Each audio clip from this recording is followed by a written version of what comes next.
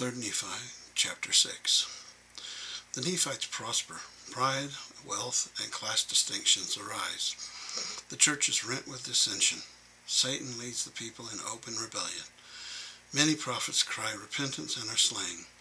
Their murderers conspire to take over the government. About 26 to 30 years after the arrival of Christ. And now it came to pass that the people of the Nephites did all return to their own lands in the 26th year, every man with his family, his flocks and his herds, his horses and his cattle, and all things whatsoever did belong unto them. And it came to pass that they had not eaten up all their provisions.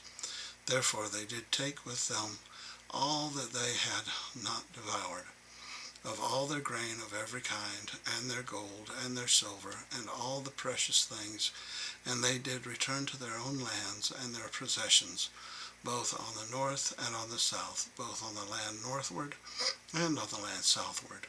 And they granted unto those robbers who had entered into a covenant to keep the peace of the land, who were desirous to remain Lamanites, lands according to their number, that they might have with their labors wherewith to subsist upon, and thus they did establish peace in all the land. And they began again to prosper and to wax great, and the 26th and 7th years passed away, and there was great order in the land, and they had formed the laws according to the justice, to equity and justice.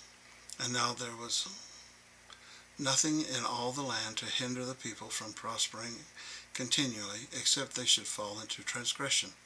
And now it was Gidgiddoni and the judge Laconius, and those who had been appointed leaders, who had established this great peace in the land. And it came to pass that there were many cities built anew, and there were many old cities repaired, and there were many highways cast up, and many roads made, which led from city to city, and from land to land, and from place to place. And thus passed away the 28th year, and the people had continual peace. But it came to pass in the 29th year, there began to be some disputings among the people, and some were lifted up unto pride and boastings, because of their exceedingly great riches, yea, even unto great persecutions. For there were many merchants in the land, and also many lawyers, and many officers. And the people began to be distinguished by ranks, according to their riches, and their chances for learning. Yea, some were ignorant because of their poverty, and others did receive great learning because of their riches. Some were lifted up in pride, and others were exceedingly humble.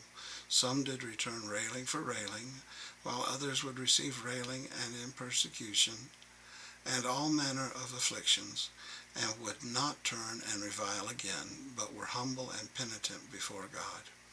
And thus there became a great inequality in all the land, insomuch that the church began to be broken up. Yea, insomuch that in the 30th year the church was broken up in all the land, save it were among a few of the Lamanites, who were converted unto the true faith, and they would not depart from it, for they were firm and steadfast and immovable, willing with all diligence to keep the commandments of the Lord.